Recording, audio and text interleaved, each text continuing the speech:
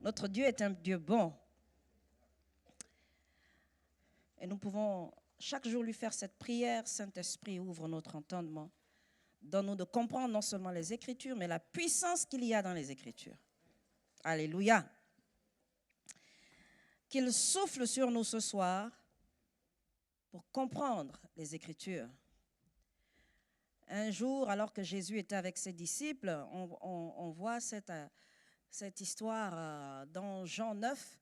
Jésus est avec ses disciples et là, il rencontre quelqu'un qui est un aveugle de naissance. Et les disciples du Seigneur lui posent la question de savoir qui a péché, si c'était lui ou ses parents qui avaient péché pour qu'il soit aveugle. Est-ce que la question ne vous semble pas un peu bizarre? Vous pouvez nous afficher Jean 9. Il rencontre un aveugle, la Bible dit un aveugle de naissance. Et les disciples du Seigneur lui posent cette question, est-ce que c'est lui qui a péché ou ce sont ses parents qui ont péché pour qu'il soit né aveugle? Vous ne trouvez pas ça bizarre?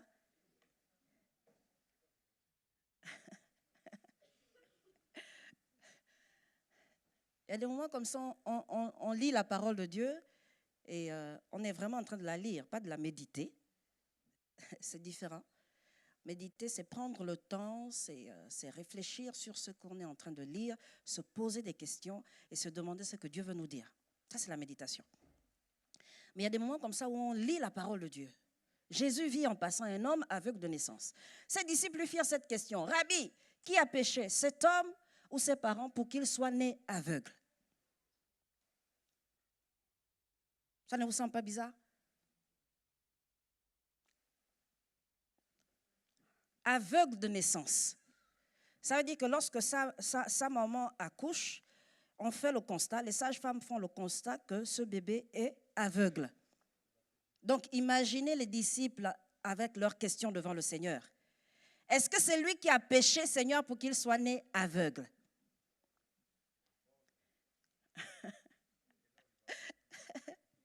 À quel moment il devait pécher? Dans le sein de sa mère?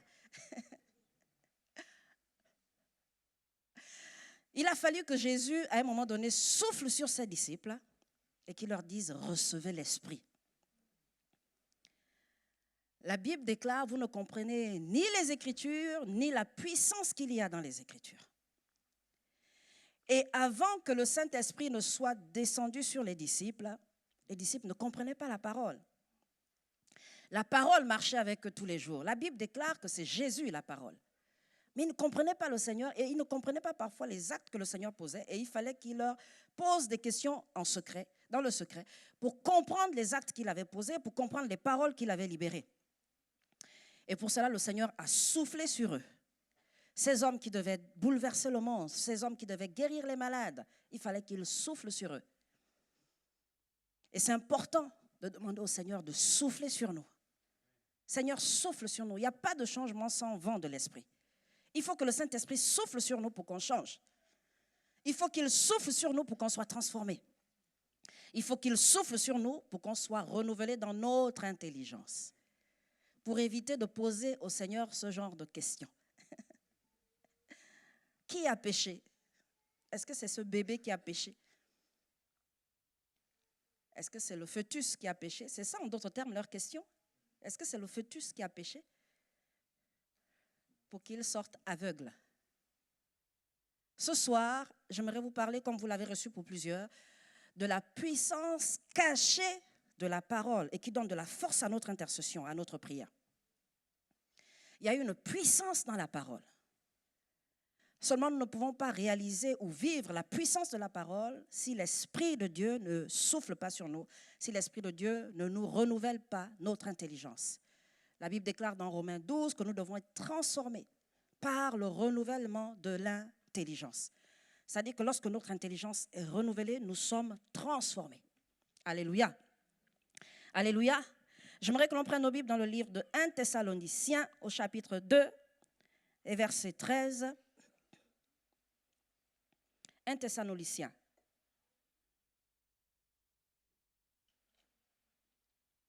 Chapitre 2, verset 13. C'est l'apôtre Paul qui parle et il s'adresse à cette église. Il leur dit, c'est pourquoi nous rendons continuellement grâce à Dieu de ce qu'en recevant la parole de Dieu, que nous vous avons fait entendre, vous l'avez reçue, non comme la parole des hommes, mais ainsi qu'elle l'est véritablement, comme la parole de Dieu qui agit en vous qui croyez. C'est pourquoi nous rendons continuellement grâce à Dieu de ce qu'en recevant la parole de Dieu que nous vous avons fait entendre, vous l'avez reçue non comme la parole des hommes, mais ainsi qu'elle l'est véritablement, comme la parole de Dieu. Alléluia. L'apôtre Paul s'adresse à cette église, aux Thessaloniciens, et il leur dit qu'il rend grâce au Seigneur, parce qu'il se rend compte qu'ils ont compris quelque chose, et ça c'est un fondement. C'est un fondement que la Bible est en train de poser, et pour nous aussi ce soir, c'est que lorsque vous avez reçu la parole, vous ne l'avez pas reçue comme venant d'un homme, vous ne l'avez pas reçue comme étant la parole d'un homme non plus, mais vous l'avez reçue comme elle l'est véritablement, c'est-à-dire la parole de Dieu, la parole même qui vient de Dieu. Et c'est un fondement pour pouvoir comprendre ce qu'il y a dans la parole de Dieu. C'est important que lorsque je me tiens là à l'église, assis, ou dans ma chambre en train de méditer, que je réalise que ce ne sont pas simplement des hommes qui ont écrit ce livre que j'ai entre les mains. Ce ne sont pas simplement des hommes qui ont réalisé des enregistrements, parce qu'aujourd'hui on a la possibilité d'écouter aussi la parole de Dieu. On a la possibilité d'entendre un homme parler de la part du Seigneur. Je ne me limite pas à ce que je vois, mais je réalise profondément, au-dedans de moi, que c'est véritablement la parole qui vient du Seigneur. C'est la parole même du Seigneur. Déjà, si je me positionne, mon entendement est déjà impacté. C'est-à-dire que je ne reçois plus cette parole de la même manière. Je ne me dis pas que c'est le frère qui est simplement en train de m'exhorter, c'est le frère qui veut m'encourager. Non, je reçois cette parole, comme la Bible déclare, de l'apôtre Paul aux Thessaloniciens, je la reçois comme étant la véritable parole de Dieu. Et ce soir, si vous recevez cette parole comme étant la parole de Dieu, vos vies seront transformées. Vos vies seront changées. Parce que vous allez recevoir Dieu lui-même. Alléluia. Dis à ton frère, ce soir, tu reçois Dieu lui-même. Tu reçois Dieu lui-même. C'est Dieu que tu reçois ce soir. Alléluia. J'aimerais qu'on prenne un autre verset dans Jacques. Jacques au chapitre 1, verset 21. Je vais le lire pour vous. C'est pourquoi, rejetant toute souillure et tout excès de malice, recevez avec douceur la parole qui a été plantée en vous et qui peut sauver vos âmes. Dites douceur. Recevez avec douceur la parole qui a été plantée en vous et qui peut sauver vos âmes. La Bible déclare que nous devons recevoir avec douceur la parole qui a été plantée en nous. Ça veut dire que lorsque le Seigneur libère une parole, elle est plantée en nous. Seulement ce que nous devons faire un peu plus tard, c'est que nous devons recevoir cette parole. La Bible dit qu'elle est déjà plantée. Est-ce que vous l'avez constaté ça? La Bible dit la parole qui a été plantée en vous. C'est-à-dire que vous l'avez reçue bien avant et la Bible déclare que plus tard, vous devez la recevoir avec douceur. C'est-à-dire que lorsque vous méditez cette parole, vous devez l'accepter, vous devez l'intégrer, vous devez être imprégné de cette parole. Alléluia. C'est pourquoi les boutiques existent. Le genre de boutique Esprit et Vie. Quand on vous demande d'acheter les CD, allez au réseau de la lecture de la Bible, allez méditer la parole de Dieu, allez poser des questions sur la parole de Dieu. Pourquoi? Parce que lorsque vous recevez la parole de Dieu le dimanche ou dans une réunion, bien aimé, la Bible nous parle de différentes sortes de terres. Donc je ne sais pas quel genre de terre tu es. Est-ce que tu reçois la parole avec douceur? Mais la Bible dit que lorsqu'elle est plantée en toi, ça dit qu'à l'instant où tu es en train d'écouter la parole, elle est plantée en toi. C'est une semence qui est jetée sur ta terre, la terre que tu es. Alléluia. Et la Bible dit que maintenant qu'elle a été plantée, quelque temps plus tard, il faut que tu la reçoives avec douceur. C'est pourquoi il faut faire attention lorsque vous recevez la parole de Dieu. Il ne faudrait pas que vous soyez dispersés. C'est très important, bien aimé. Lorsque vous écoutez la parole de Dieu, c'est important d'avoir le cœur disposé pour qu'elle soit plantée. C'est la première chose que le Saint-Esprit fait. Lorsque vous recevez la parole de Dieu, à l'instant où vous êtes en train d'écouter, le Saint-Esprit est en train de la planter au-dedans de vous. Il est en train de planter la parole de Dieu. Il est en train de mettre des semences dans vos vies. Il est en train de planter des choses qui concernent votre travail. Il est en train de planter des choses qui concernent votre famille. C'est ça la parole. Pendant que vous êtes en train de l'écouter, il est en train de planter. C'est le semeur. Il est en train de planter. Et il dit que lorsque vous rentrez chez vous, il faudrait que vous la receviez avec douceur, que vous la repassiez dans votre esprit, que vous méditiez cette parole. C'est à ce moment-là que vous la recevez avec douceur. Ou encore au moment où vous êtes assis. Il y en a parfois qui sont distraits. Pendant qu'ils sont en train d'écouter la parole de Dieu, ils pensent aussi à leurs soucis. Ou bien ils pensent à leur programme tout à l'heure. Parfois des choses qui sont bien, des choses qui sont légitimes, mais ils sont dispersés. Donc pendant que le semeur est en train de planter la parole, eh bien, vous ne pouvez pas la recevoir avec douceur. La recevoir avec douceur, c'est le cœur bien disposé. Alléluia. Le cœur bien disposé. Cette parole ne peut pas faire son œuvre, ne peut pas accomplir son œuvre si vous ne la recevez pas avec douceur. Ce n'est pas possible. Et lorsque Jacques est en train de prier, lorsque Jacques est en train d'enseigner l'église, le pasteur de l'église à cette époque-là, il est en train de leur dire qu'il faudrait que vous la receviez. C'est-à-dire qu'on voit beaucoup de miracles au milieu de vous. Oui, on voit des choses qui se passent, mais il faudrait que la parole qui est plantée fasse son œuvre. Mais pour cela, il faut la recevoir. Il faut la recevoir avec douceur. Il faut l'accepter. Il faut qu'elle prenne toute sa place. Il faut qu'elle enlève ce qui doit être enlevé. Il faut qu'elle affermisse ce qui doit être affermi. Alléluia. Et lorsqu'il s'adresse à eux, il leur dit que c'est cette parole-là que vous recevez avec douceur qui a le pouvoir de sauver vos âmes. Ça semble un peu bizarre parce que lorsqu'on reçoit le Seigneur, on dit qu'on est sauvé, n'est-ce pas? Elle a le pouvoir de sauver vos âmes, mais parce qu'elle vous épargne. Elle vous épargne. Lorsque cette semence est implantée, elle est plantée en vous, elle vous épargne. Elle vous garde dans le mauvais jour. Il dit, elle a le pouvoir de sauver vos âmes. Elle a le pouvoir, elle a la capacité. C'est-à-dire qu'en elle-même, elle a la capacité de vous épargner, elle a la capacité de vous délivrer, elle a la capacité de vous guérir. Alléluia. Et il dit pour cela, il faut la recevoir avec douceur.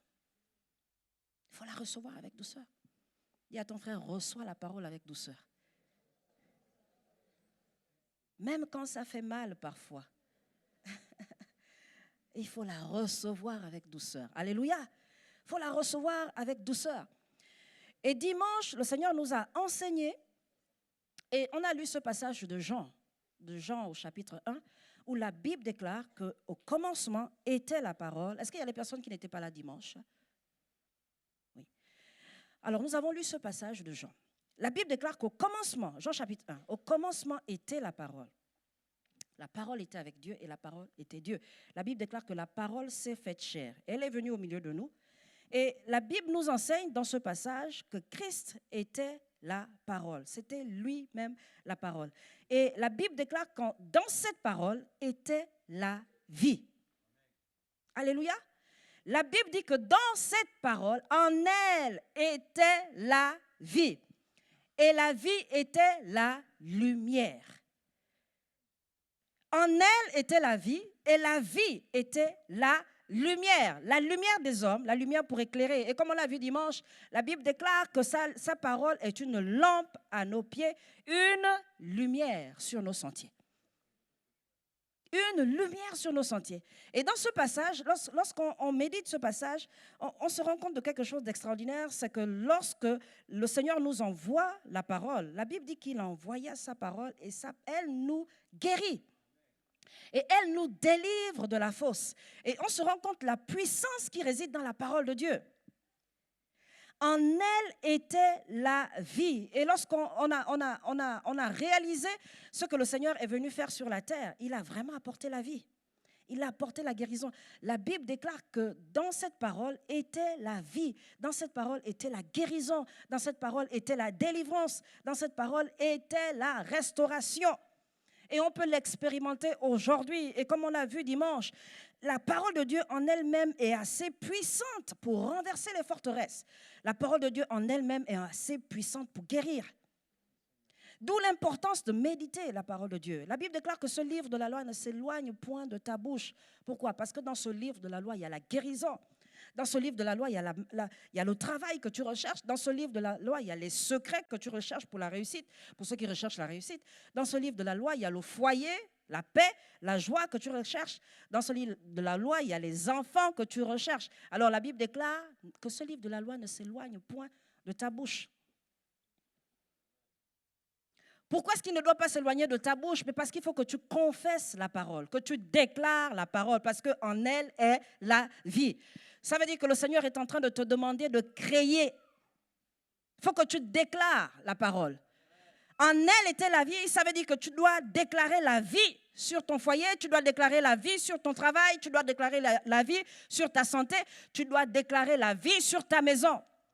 Que ce livre de la loi ne s'éloigne point de toi. Tu dois déclarer la parole, parce qu'en elle est la vie. Alléluia. En elle est la vie. Et elle était la lumière. La lumière. Elle nous donne du discernement, elle nous éclaire, elle nous montre la voie que nous devons suivre. Alléluia. Elle nous révèle la voie que nous devons suivre. Elle nous éclaire, elle nous donne l'orientation nécessaire. La Bible déclare dans le psaume 32 que j'aurai le regard sur toi. Je te montrerai la voie que tu dois suivre. Je te conseillerai, je te montrerai la voie que tu dois suivre. J'aurai le regard sur toi. Ça, c'est le rôle de la parole. La parole. La parole. En elle était la vie. Alléluia. J'aimerais qu'on prenne un texte de Romains. Romains 8.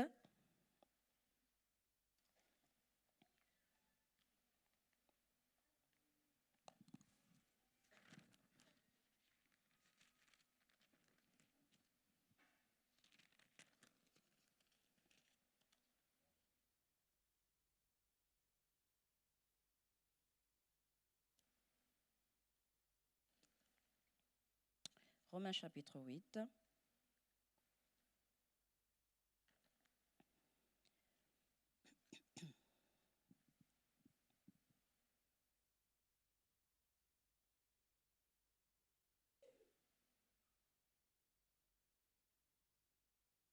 Au verset 26.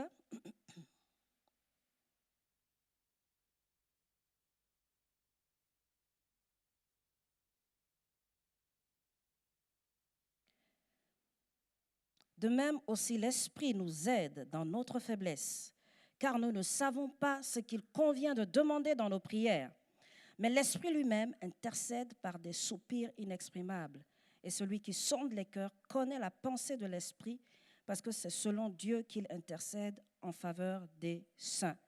Nous savons du reste que toute chose concourt au bien de ceux qui aiment Dieu, de ceux qui sont appelés selon son dessein. Car ceux qu'il a connus d'avance, il les a aussi prédestinés à être semblables à l'image de son Fils, afin que son Fils soit le premier-né de beaucoup de frères. Et ceux qu'il a prédestinés, il les a aussi appelés. Et ceux qu'il a appelés, il les a aussi justifiés. Et ceux qu'il a justifiés, il les a aussi glorifiés. Alléluia. Voici l'apôtre Paul qui est en train de s'adresser aux Romains. Et la Bible déclare au verset 26, c'est un texte qu'on a lu à plusieurs reprises lorsqu'on parle de l'intercession. La Bible déclare que de même aussi l'Esprit nous aide dans notre faiblesse, car nous ne savons pas ce qu'il convient de demander dans nos prières. De même aussi, l'Esprit nous aide dans notre faiblesse. Souvent, lorsqu'on se met à prier, on se demande souvent ce que le Seigneur attend de nous exactement. Et par moments, on se retrouve à prier et on demande au Seigneur sa volonté, que ce soit sur notre travail, sur notre avenir, et on pose des questions à Dieu. C'est ce qu'on appelle pour certains des retraites spirituelles. Donc on prend un temps où on se met à part et on recherche la face du Seigneur, comme la Bible déclare. Et la Bible déclare dans ce texte de Romains que l'Esprit de Dieu nous aide dans notre faiblesse, car nous ne savons pas ce que nous devons demander. Et par les soupirs inexprimables, on le lit aussi dans la parole de Dieu, il s'exprime au-dedans de nous parce qu'il est en accord avec le Père. Lorsqu'on lit les premiers textes que nous avons vus tout à l'heure, on se rend compte de ce qui se passe dans la parole de Dieu. C'est que lorsque nous déclarons la parole de Dieu, la Bible nous enseigne dans le texte de Jean que nous avons lu qu'il y avait la vie, qu'il y a de la vie dans la parole de Dieu. Et lorsque on parle de parole de Dieu, on est en train de recevoir, comme l'apôtre Paul l'a dit aux Thessaloniciens, on la reçoit comme cette parole qui vient de Dieu. Et bien la parole qui vient de Dieu, c'est cette parole que l'Esprit nous transmet. Pour créer, le Seigneur a déclaré la parole et le Saint-Esprit qui se mouvait au-dessus des eaux était en train de créer, libérer la vie sur la terre, créer la nature, créer les animaux, créer tout ce qui se meut. Et la Bible nous enseigne qu'il fallait que l'Esprit de Dieu opère. Mais pour cela, il fallait que l'Éternel parle, qu'il ouvre la bouche et qu'il déclare. Alléluia. Il fallait qu'il déclare, qu'il crée les animaux, qu'il crée les nuages, qu'il crée tout ce qu'on peut voir aujourd'hui. Et le Saint-Esprit était en train d'accompagner la parole qui était libérée. À chaque étape de la création, l'Esprit de Dieu est en train d'accompagner la parole. Et on le voit lorsque Jésus exerce son ministère. Et même quand il s'adresse à ses disciples ou à ceux qui étaient autour de lui, quand il est en train de parler des enfants, la Bible déclare qu'il tressaillit au-dedans de lui par l'Esprit. Et il dit, je te loue, Père. Je te loue, Père, de ce que tu as caché ces choses aux sages et aux intelligents. Le Saint-Esprit, à chaque fois, est en train d'accompagner les paroles de Jésus. À chaque fois, le Saint-Esprit est en train d'accompagner la parole de Jésus et donner le pouvoir à cette parole. Et même quand le centenier vient vers Jésus et il supplie le Seigneur de guérir, il se dit, Seigneur, tu n'as pas besoin de te déplacer. Dis seulement une parole. Dis seulement une parole. Pourquoi? Parce qu'il savait que dans les paroles du Seigneur, il y avait de la puissance. Et il dit, Seigneur, ce n'est pas la peine que tu arrives chez moi. Libère seulement une parole. Libère seulement une parole. Parce qu'il y a la guérison dans ta parole, parce qu'il y a la restauration, il y a la délivrance dans ta parole. Et aujourd'hui, c'est important lorsqu'on se tient devant le Seigneur, qu'on se rende compte qu'on ne peut pas être puissant dans notre prière, on ne peut pas être puissant dans notre intercession si le Saint-Esprit ne donne pas de la puissance à la parole de Dieu. Alléluia! C'est le Saint-Esprit qui donne la puissance à la parole de Dieu. Vous savez, vous pouvez mettre des temps à part de jeûne. Vous pouvez faire 40 jours de jeûne et prière. Vous pouvez être expert dans le jeûne. Bien aimé, si la parole de Dieu n'est pas au cœur de votre intercession, vous ne pouvez pas être plus que vainqueur. Ce n'est pas possible. Parce que l'Esprit de Dieu donne de la force à nos prières. Et lorsqu'il se tient devant le Seigneur, la Bible nous enseigne qu'il est en accord avec le Père. Et comme on l'a vu lorsqu'on parlait d'intercession, lorsqu'il se tient devant le Seigneur, il consulte le Seigneur. Il discute avec le Seigneur. Il consulte Dieu à propos de notre avenir. Il consulte Dieu à propos de notre famille. Et il est en accord avec le Père. Et il lui dit d'agir.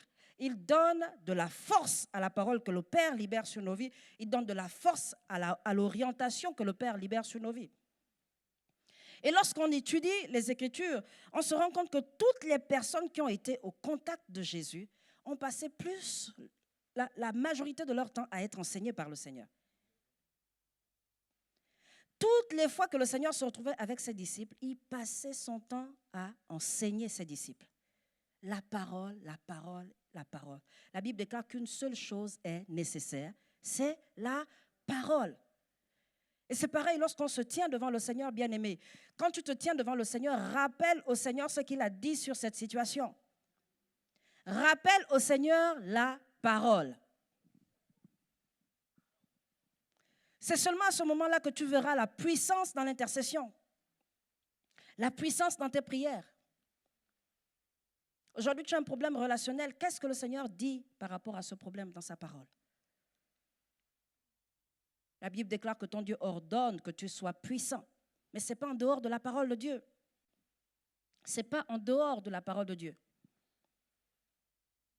Le Seigneur est en accord avec sa parole. Et lorsque tu te tiens devant lui, c'est important que tu dises, Seigneur, oui, je veux voir ta gloire, oui, mais dans quelles conditions sa gloire doit se manifester? Je veux que tu me guérisses, mais pourquoi est-ce que tu veux être guéri? Quelles sont tes motivations? Quelles sont tes motivations? Si tu es malade et que tu te tiens devant le Seigneur et tu lui dis, Seigneur, tu m'as donné un corps pour te servir, alors guéris-moi pour te servir. Le Saint-Esprit trouve en cela la puissance d'agir. Pourquoi? Parce qu'il honore la parole de Dieu. Il honore la parole. Il dit, oui, tu es en accord avec l'Éternel. Et ton corps doit servir, alors ton corps doit être guéri. Ton corps doit être restauré. Est-ce que lorsque tu te tiens devant le Seigneur, tu es juste? C'est ça, être juste, être en accord avec la parole. La Bible dit que c'est la prière du juste qui a une grande efficacité. Tu ne peux pas être juste si tu n'es pas en accord avec la parole de Dieu. Il n'y a pas de justice en dehors de la parole de Dieu. Alléluia. On voit l'histoire de Jabez dans 1 Chronique. Jabez, la Bible nous enseigne que c'est quelqu'un qui était le plus petit dans sa famille, mais vraiment, c'était le faible. Et lorsqu'il est né, sa maman avait tellement souffert qu'elle l'appelait Jabez, qui signifie souffrance. Donc, à chaque fois qu'on l'appelait, on disait « Souffrance, viens. Allez, souffrance, va me chercher ceci. Souffrance, fais cela. Souffrance, viens par ici. » Et un jour, il s'est mis à prier le Seigneur. 1 Chronique 4. Il se met à prier le Seigneur. Il dit « Ah, Seigneur, si seulement tu pouvais étendre mes limites. » Est-ce qu'on peut lire cette prière? 1 Chronique 4. Si seulement tu pouvais étendre mes limites. Chapitre 4, on va le lire ensemble.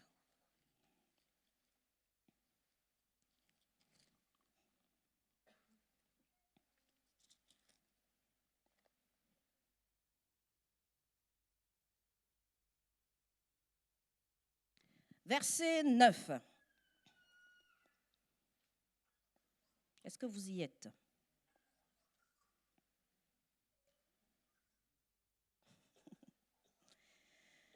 Jabez était plus considéré que ses frères. Sa mère lui donna le nom de Jabez en disant « C'est parce que je l'ai enfanté avec douleur. » Jabez invoqua le Dieu d'Israël en disant « Si tu me bénis et que tu étendes mes limites, si ta main est avec moi et si tu me préserves du malheur, en sorte que je ne sois pas dans la souffrance, etc., etc. » Et Dieu accorda ce qu'il avait demandé. Voici quelqu'un qui souffre à cause de son nom.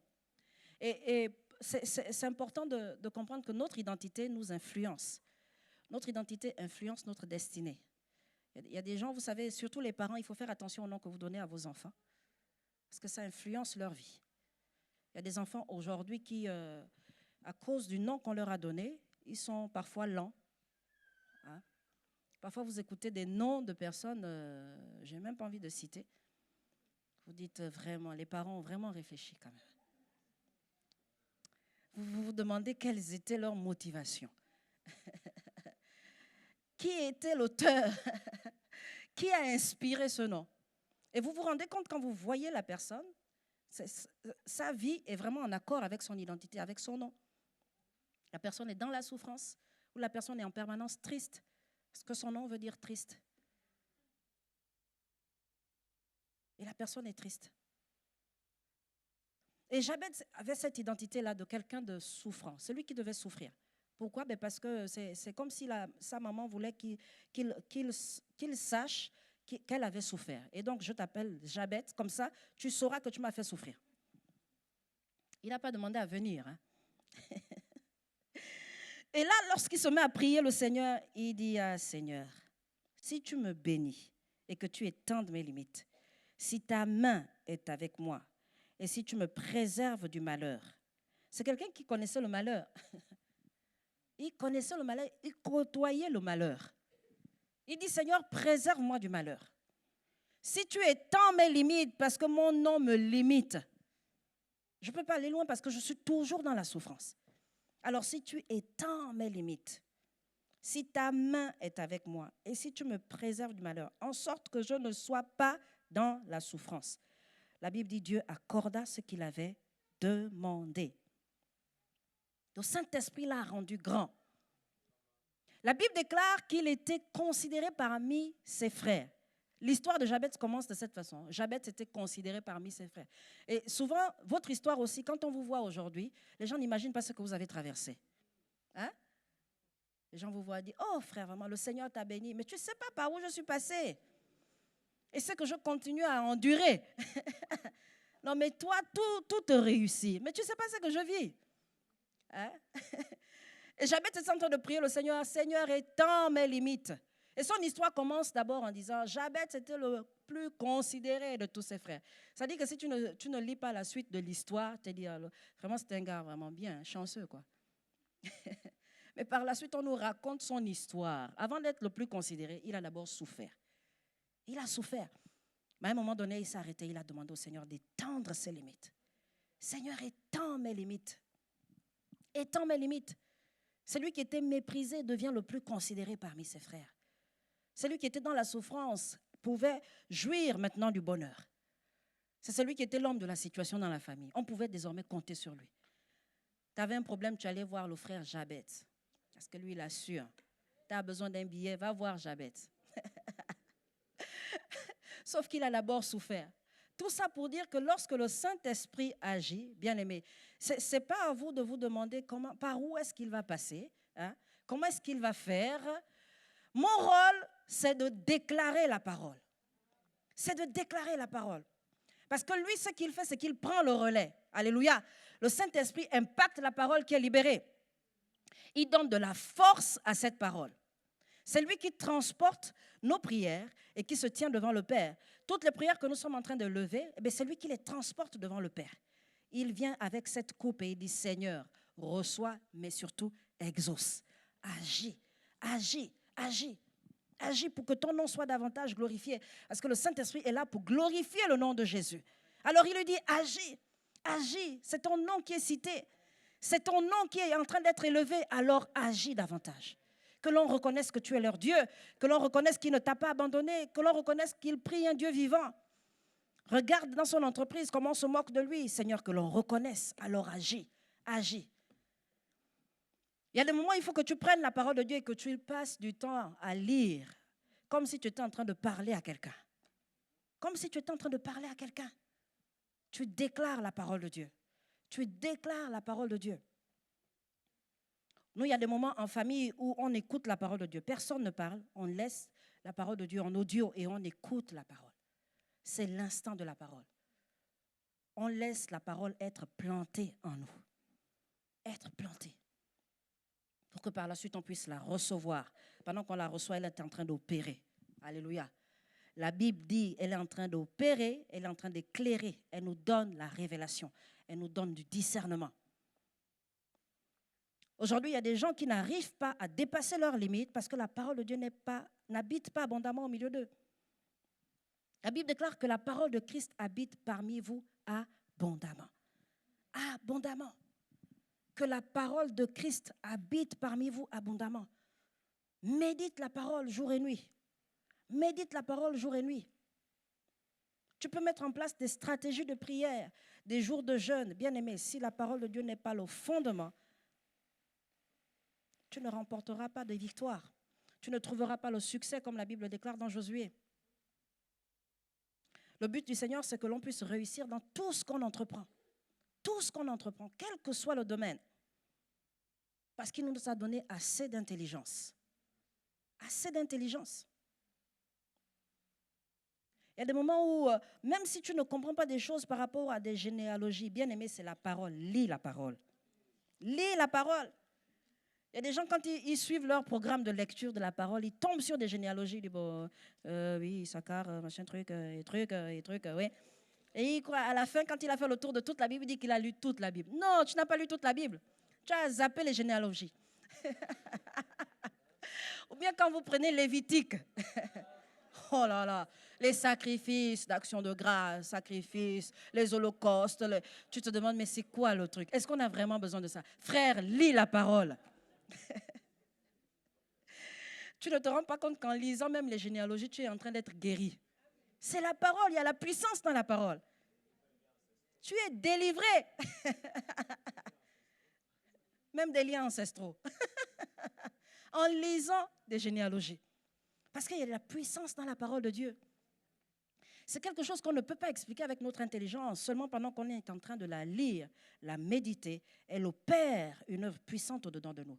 Elle nous renouvelle l'intelligence. Elle guérit, elle restaure, elle affermit. Alléluia. Et le Saint-Esprit est en train d'opérer. Alors j'aimerais qu'on se tienne debout avec nos Bibles. On va lire la parole.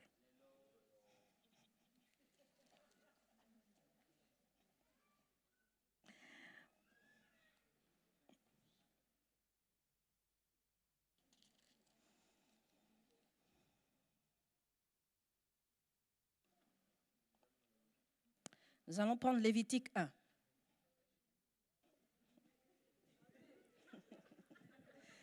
C'est la parole.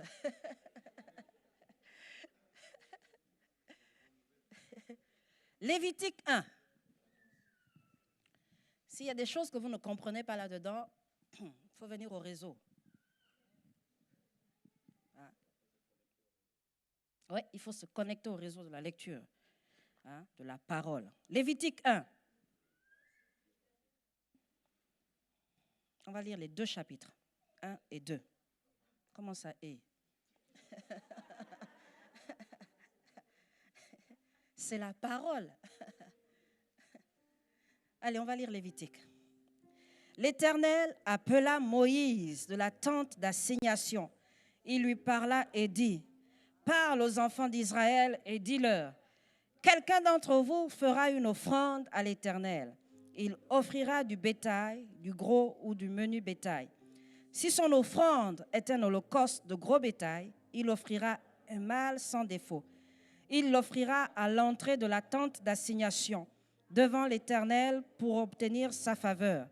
Il posera sa main sur sa tête, la tête de l'holocauste, qui sera agréée de l'Éternel pour lui servir d'expiation.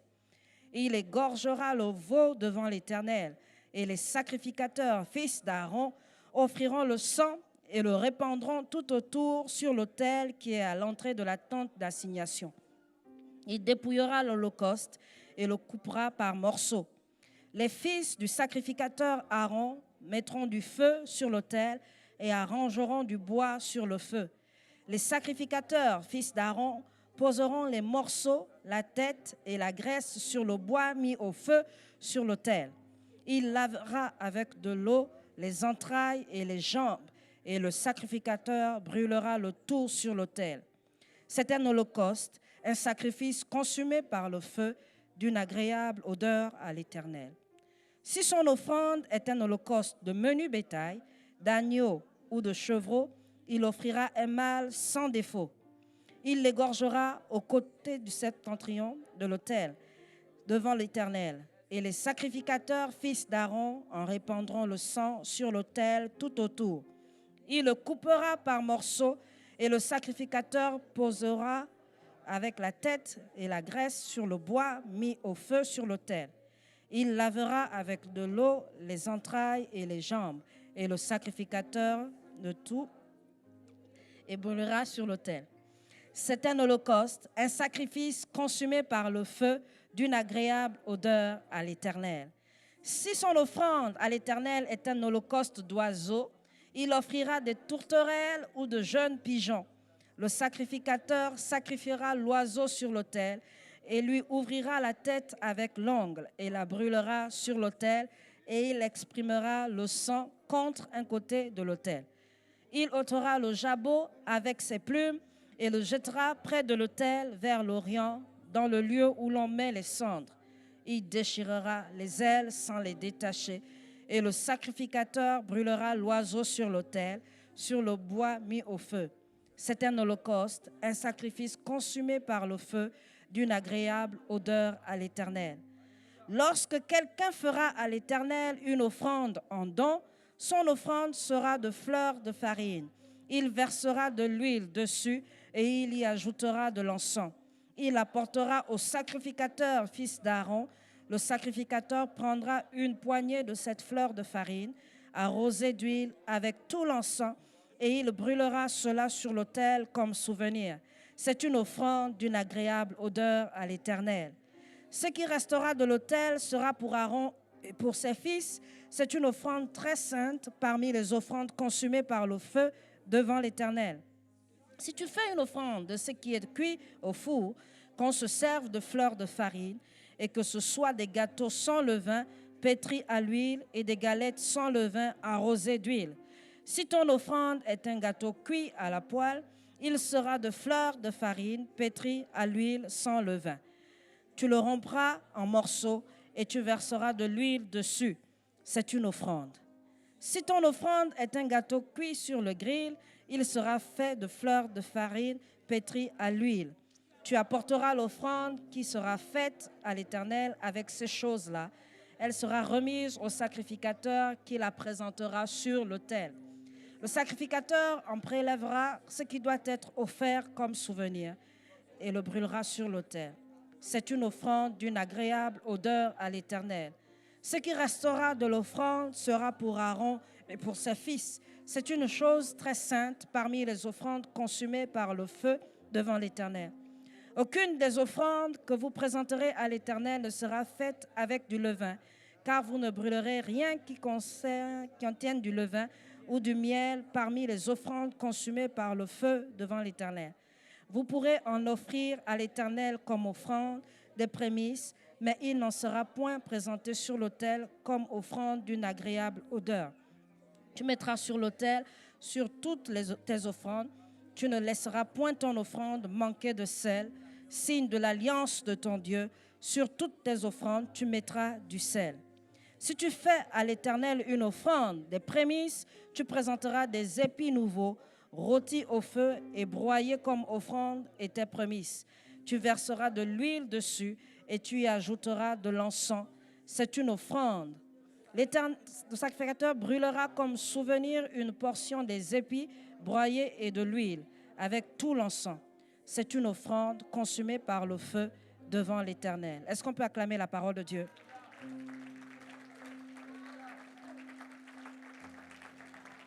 Merci pour les guérisons, Seigneur. Merci pour les délivrances. Merci pour l'intelligence renouvelée. Merci pour ta grâce. J'aimerais qu'on prenne un psaume avant de prier.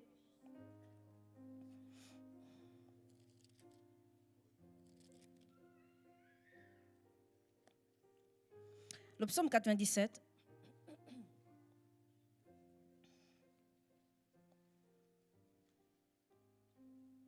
Nous allons le lire ensemble. Psaume 97. L'Éternel règne, que la terre soit dans l'allégresse, que les îles nombreuses se réjouissent, les nuages et l'obscurité l'environnent. La justice et l'équité sont la base de son trône. Le feu marche devant lui et embrase alentour ses adversaires. Ses éclairs illuminent le monde. La terre le voit et tremble. Les montagnes se fondent comme la cire devant l'Éternel, devant le Seigneur de toute la terre. Les cieux publient sa justice et tous les peuples voient sa gloire. Ils sont confus, tous ceux qui servent les images, qui se font gloire des idoles. Tous les dieux se prosternent devant lui. Sion l'entend et se réjouit. Les filles de Juda sont dans l'allégresse à cause de tes jugements, ô Éternel. Car toi, Éternel, tu es le Très-Haut sur toute la terre. Tu es souverainement élevé au-dessus de tous les dieux. Vous qui aimez l'Éternel, haïssez le mal. Il garde les âmes de ses fidèles. Il les délivre de la main des méchants. La lumière est semée pour le juste et la joie pour ceux dont le cœur est droit. Juste, réjouissez-vous en l'Éternel et célébrez par vos louanges sa sainteté. Alléluia. Célébrez par vos louanges sa sainteté. Alléluia. Alléluia. Il y a de la puissance dans la parole de Dieu. La puissance dans les Écritures. Alléluia. Tout à l'heure, on a lu ces 2 chapitres de Lévitique. Et vers la fin du 2e chapitre, le Seigneur veut simplement nous dire que quelle que soit l'offrande qu'on lui apporte, que ça soit du gros bétail ou du menu bétail, donc c'est gros ou moyen ou petit, hein, quelle que soit la dimension, il faudrait qu'on apporte au Seigneur cette offrande sans orgueil. C'est ça le levain.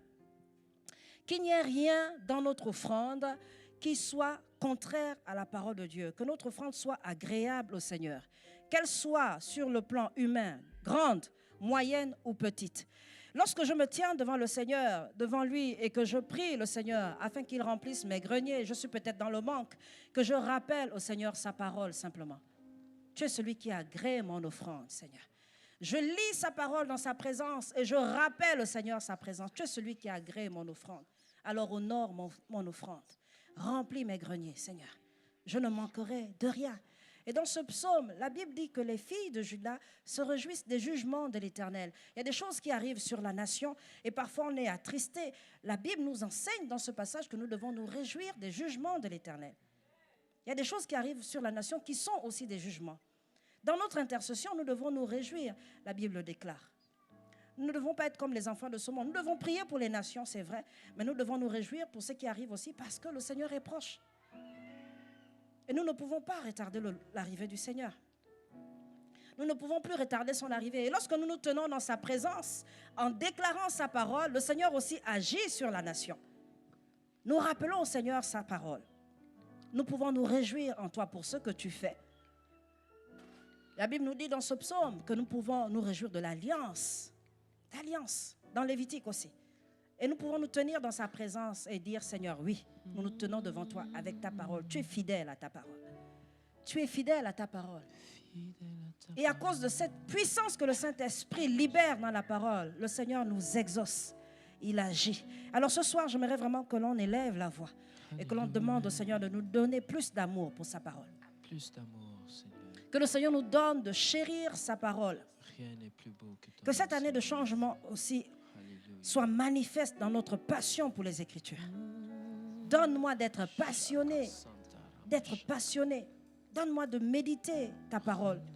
Donne-moi de chérir ta parole. Je veux voir ta gloire se manifester à travers ta parole. Je veux expérimenter la puissance des Écritures. Alors, Saint-Esprit, donne-moi d'être près de toi par ta parole. Élève ta voix ce soir. Élève ta voix ce soir et demande au Seigneur de changer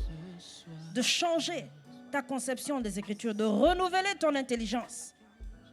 De renouveler ton intelligence ce soir.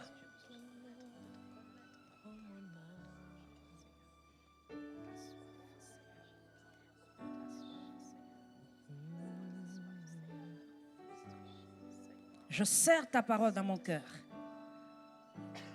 Seigneur, donne-moi de serrer ta parole dans mon cœur. Donne-moi de chérir ta parole. Que ce livre de la loi ne s'éloigne point de ma bouche. Donne-moi de le méditer jour et nuit. Tu recherches la guérison, tu recherches le succès, la réussite. Médite ce livre de la loi. Médite-le jour et nuit. Médite-le jour et nuit.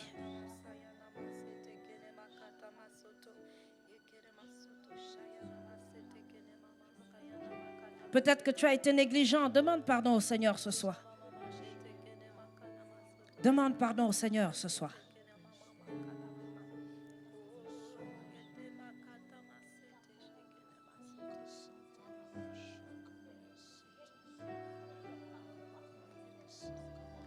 Le diable est en train de te cribler dans un domaine. Rappelle les promesses du Seigneur. Tant que je vivrai, nul ne tiendra devant moi. Rappelle à tes ennemis la parole de l'Éternel te concernant.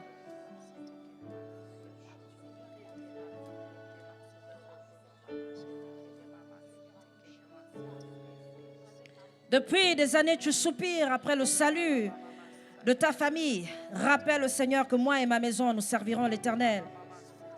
Rappelle au Seigneur sa parole. Crois au Seigneur Jésus et tu seras sauvé. Toi et toute ta famille. Tu as besoin de guérison. Seigneur, ta parole déclare que tu envoyas ta parole. Tu envoyas ta parole et elle nous guérit. Envoie la parole de guérison. Élève ta voix ce soir et rappelle au Seigneur ses promesses. Dans cette situation que tu traverses ce soir, rappelle au Seigneur ses promesses. Rappelle au Seigneur sa parole. Rappelle au Seigneur sa parole. Afin qu'il puisse opérer ce soir la guérison, la délivrance, la restauration, la réconciliation. La réconciliation. La réconciliation dans ta famille. Le Seigneur parle à quelqu'un ce soir. La réconciliation dans ta famille. Rappelle au Seigneur ses promesses par rapport à ta famille. Et le Seigneur te dit que dans peu de jours, tu verras la réconciliation dans ta famille.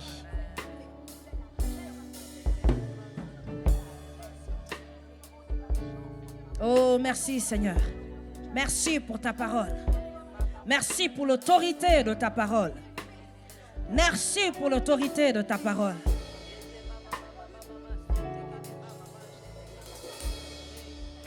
Merci pour l'autorité de ta parole.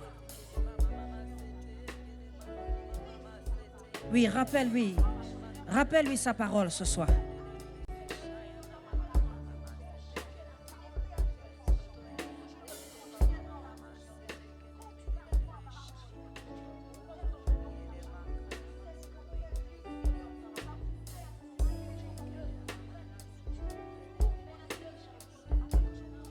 Comme une biche soupire après toi ce soir, Seigneur.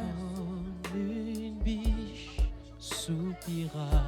Oui, soupire après lui ce soir. L'eau vive, Soupire mon après sa âme parole. Soupira près de toi. Alléluia. Tu es l'unique désir de mon cœur et je veux ta. Oh, change, renouvelle, Seigneur, comme une biche soupire. Alléluia. Comme une biche soupira. Soupire après sa parole ce soir. Vive mon âme soupira près de toi. Dans la nuit, tôt le matin, soupire après sa parole. Laisse la puissance qu'il y a dans les Écritures t'impacter. Laisse la puissance qu'il y a dans les Écritures briser les jougs étrangers dans ta vie.